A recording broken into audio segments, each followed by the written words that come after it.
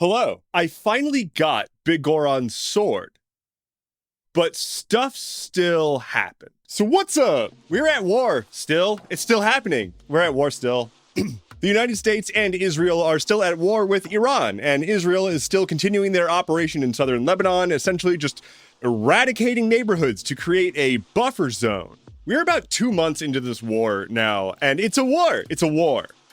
They keep saying it's not a war, it's a war. The fighting between the US and Iran has largely boiled down into this blockade standoff in the Strait of Hormuz. It's bi-directional, blockading both sides. It's on or off depending on the hour, seemingly, and depending on which untrustworthy nation's leader you trust, we're at war or we're not. But on the ground right now in Lebanon, Israel is sending demolition teams with, like, dynamite and shit to go blow up neighborhoods.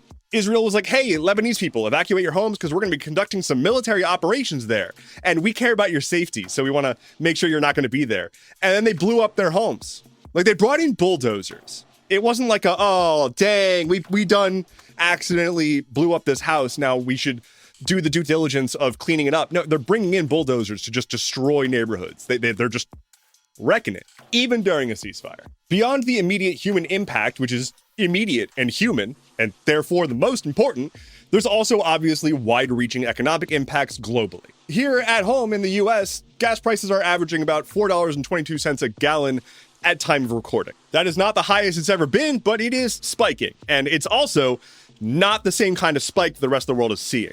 The US is positioned, like, physically pretty far from where all this is happening, and also the US is a pretty big oil producer. In fact, the Department of Energy is bragging about how we're now producing more oil than certain countries that recently were bombed. Like, their oil fields were bombed, but we're beating them. We're producing more than them. Losers. So yeah, like, gas prices are going up here, but it's not as bad as it could be, and it's gonna get worse. Like, brace yourself for that. You don't need to freak out. Nothing's going to change overnight, but it basically means fuel prices are going to, at best, stay where they're at, and inflation is likely going to tick up over the next few quarters. There's a bottleneck right now in the Strait of Hormuz for oil and liquid natural gas. Things are just not moving, at least nowhere near the capacity that they need to move to handle the supply chains that we currently have. So especially in Southeast Asia and some places in Europe, they are trying to renegotiate how they're going to be getting all their fuel needs. How? It goes beyond fuel and natural gas, too. There's so many layers here. Obviously, the energy impact to the global economy is a big deal. But here you've got a dangerous shipping route, and shipping vessels aren't thrilled at the idea of going through an active war zone. Insurance for those shipping vessels is going to go up through the roof because of the active war zone. And the business value of delivering another Labubu when the potential liability is our freighter got sunk, it's just not there. So we've got the markets going like... That was me being markets. Oil fields in Iraq and Saudi Arabia and UAE are not operating at max capacity right now. Some of them have massive infrastructural damage. So even if we just, like, magicked away everything that's going on in the Strait of Hormuz and Israel and Lebanon and Iran and the US and all of that, the damage has been done, and we're just going to have to ride this out now. There does not appear, to mine eye, to be an end to this war in sight, despite the White House constantly saying that we're near the end of it. I don't know what to say. We're just in a dumb conflict that didn't need to happen, and no one wants. And now we got to pay for it. It's the American way. Speaking of expensive and paying for it, let's talk about AI.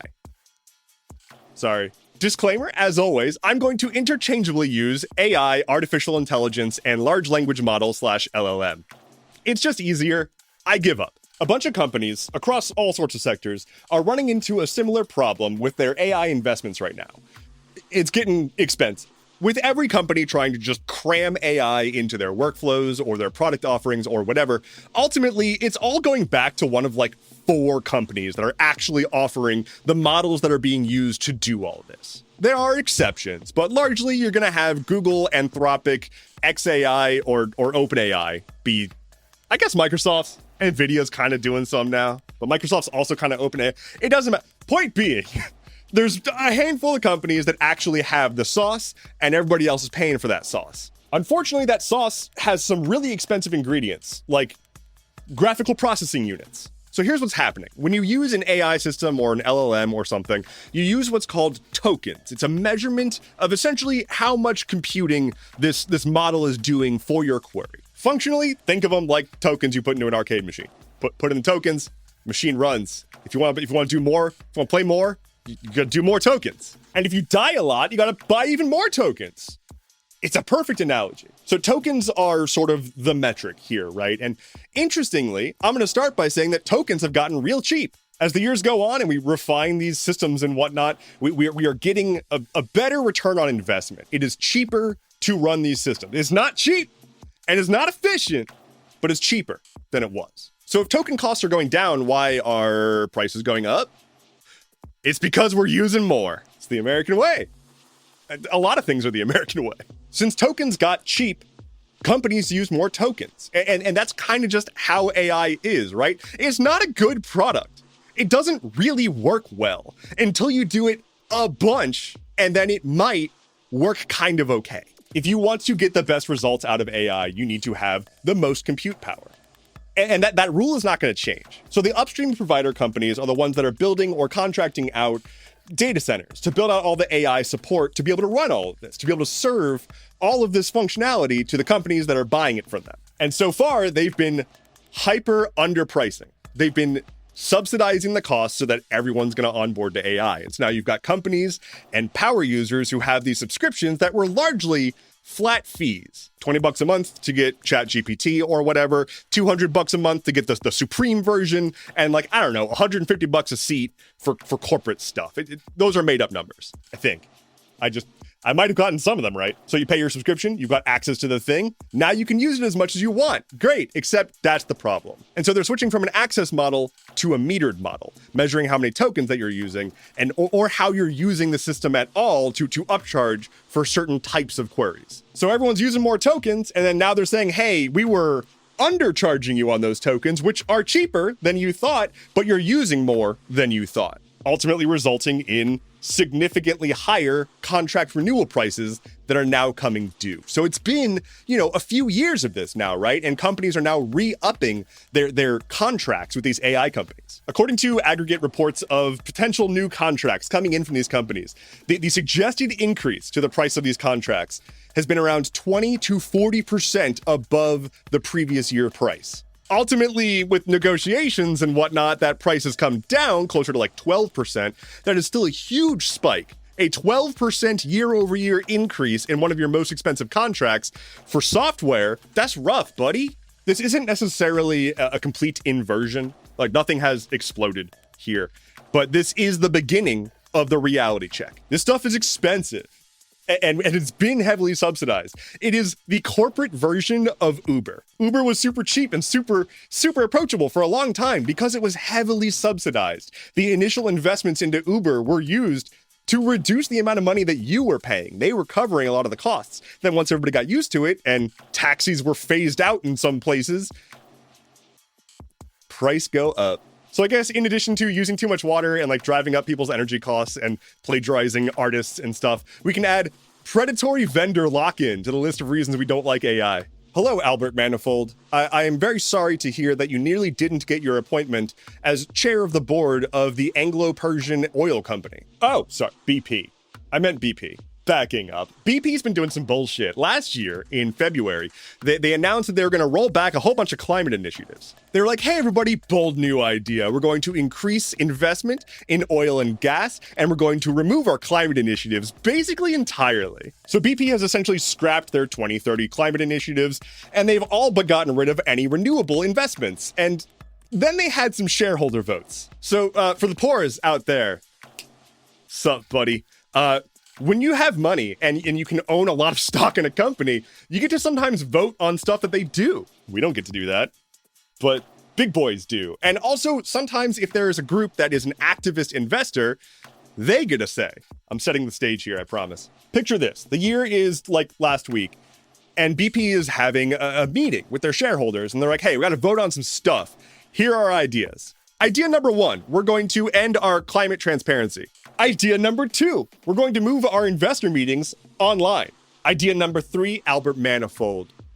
That's the idea. The shareholders did not vibe with these ideas. They vibed a bit with Albert. We'll talk about him in a second. Essentially, BP went to their investors and they were like, hey, you know how we're not going to do climate stuff anymore. Well, now we want to stop talking about how we're bad for the environment also. As for moving their meetings online, the criticism there is it's getting away from the protesters that often show up at these shareholder meetings. Don't want to see that riffraff. So here's what happened. The shareholders said no to the first two. They said yes to Albert.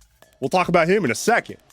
But they said no to the first two. BP needed 75% of shareholders to vote yes on the different initiatives because these were like special initiatives or whatever. And they didn't even pass 50%. So not even half voted for it. Except for Albert, and we'll talk about him in a second. So what's going on here? Because BP shareholders don't seem like the kind of people that would care about this.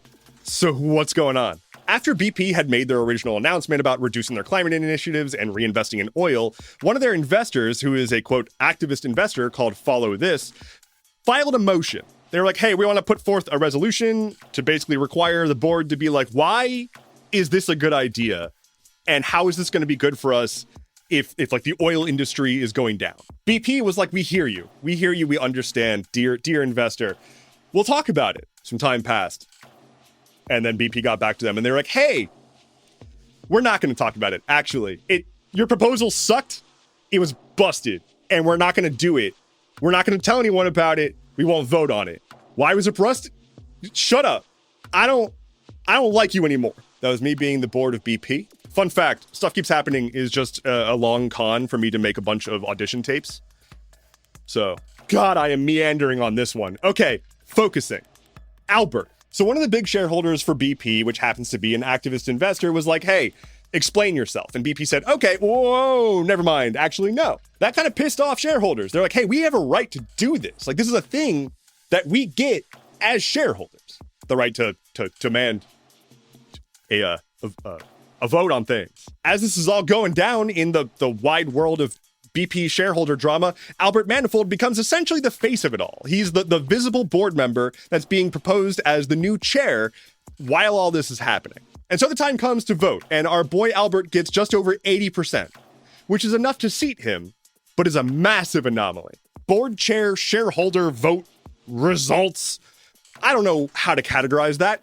They usually are close to, if not literally, 100%. Everyone's usually on board. But given all this bullshit, they actually got strife and pushback from their shareholders. This is not me saying that the shareholders of British Petroleum are suddenly climate activists, but at least half were not into completely about-facing. Hey, you want to invest in beads? This is wild. This is wild. This is cool. An international team of researchers has amassed over 140 ornamental beads and decorative things made by a civilization over 15,000 years ago. 142 Natufian ornaments were discovered and analyzed. And here's the really cool part. These things are made of clay, and we found fingerprints preserved in the clay. The Natufian society is an interesting one. They're largely settled in what we now call Palestine, Israel, and Jordan, the southern Levant. But these people were largely a sedentary society, which is to mean they weren't nomads. They weren't just traveling around. They were largely in one place at a time when that wasn't really happening. This is before agriculture, like long before it. And we now have evidence that there were people of all ages, children, adolescents, and adults, seemingly using clay to make like rings and beads and necklaces and all sorts of ornaments. Arts and crafts. Before we even had agriculture, a community coming together, all ages, making stuff just because it's fun to make stuff. Have you played with clay? Prior to this discovery, the amount of relics that we had of a similar category was 5. And now we got 142 more. This changes the way that we think about cultural evolution in sedentary societies. It's rad. 15,000-year-old fingerprints. And so I ask you, dear listener, would you like to make some beads so that maybe in 15,000 years, some random guy might write a newsletter about our fingerprints? Lightning round. Beloved twink vampire Astarion from Baldur's Gate 3 is going to be getting a dedicated prequel novel. A United States-based big game hunter was trampled to death by elephants while hunting antelope in Africa.